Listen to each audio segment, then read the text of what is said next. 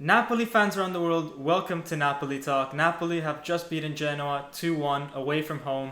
And I'm going to be honest with you guys, I thought this was going to be a really tough game. That's because if we take a look at the standings, but not Napoli's, Genoa standings, we can see that they are 18th coming into this game. Lecce had an unlikely win against Lazio yesterday, and so clearly Genoa wanted to win as well today. And it seemed to be the case, with Genoa starting off the game really well. In the first few minutes, they pressed Napoli a lot, and you can see here that when we did try to start from the back with Meret, they always pressed with 6 players up front, causing us to make many mistakes. And when we did have the ball with our defenders, they really caged in Lobotka with 3 players always around him, forcing us to play the ball with the 2 center backs or going through Elmas and Fabian in midfield. But as we've seen against Atalanta, Fabian in his own half can sometimes make some silly mistakes. Maksimovic lost the ball thanks to their pressure, but Meret was ready with a save. And maybe Genoa's biggest chance came when Elmas lost the ball. Maybe there was a foul there,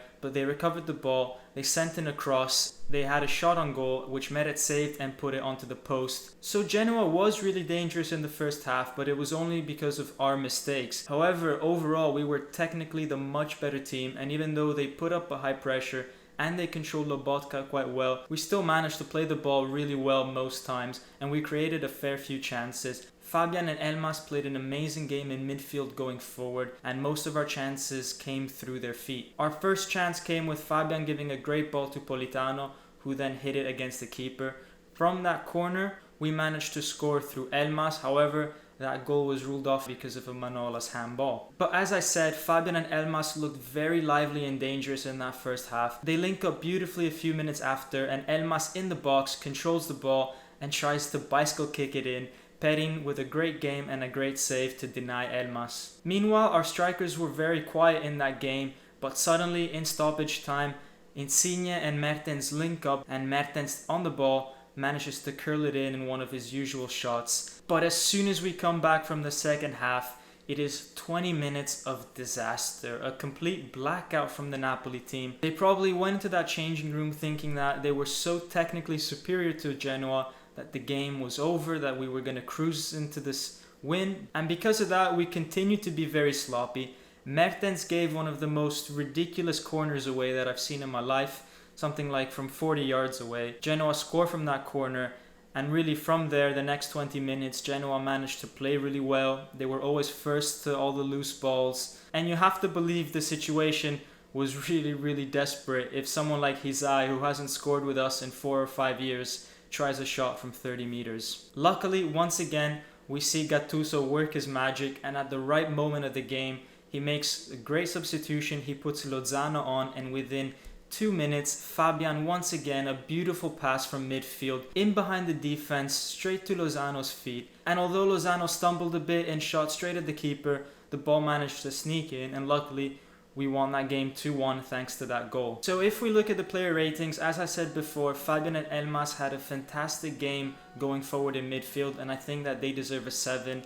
And clearly our match winner, Lozano, who comes on and scores, deserves a 7 as well. He was also very good defensively, and when I watched him do that, I thought that he could be the perfect replacement for Callejon, because Callejon is very good at that defensive aspect, and he also manages to get in behind defenses just as much as Lozano was able to do. And finally, Meret as well deserves a 7. He was always ready for the chances that Genoa had. He couldn't do anything for their goal. And at the very end of the game, when Goran Pandev was through on goal and Meret lunged himself to try to save that, and he managed to put the ball over the crossbar. Although Pandev wasn't an offside, Meret didn't know that at the time, so regardless of that, I do think he deserves a 7. As for the rest of the team, Mertens, Insigne, Lobotka, Mario Rui especially, they deserve a 6.5 or a 6. We did have a few hiccups here and there, but I thought that everyone was more or less solid. Nothing special, but nothing horrific either. Except of course for Politano and Milik. I do think that they need to offer a bit more. So Politano, he always uses the same method of cutting in. It doesn't work when everybody knows that you're going to do that unless you're Arjen Robben, which obviously he isn't. But then we have Milik on the other hand, who comes on and he really did nothing for half an hour. But let me know what you think. Maybe I'm being too harsh on them. As for Mr. Gattuso, he gets a 6.5. The team played quite well, they created a lot of chances, but I do have to fault them for the mentality that we had. We gave away too many balls, we were not focused in the second half. Against better teams, when we make these kind of mistakes, we won't get punished once, but we'll get punished 4 or 5 times. And really the only thing that saves him is the fact that he brought on Lozano at the right time. Anyways guys, we won the game. Now we have a very important match coming up against Milan. Obviously Milan are playing great. They beat Juventus 4-2. So don't miss out on the review after that match by smashing that subscribe button and smash that like button if you want Napoli to win against Milan. And let me know in the comment section what you think the score will be. And as always, Forza Napoli sempre!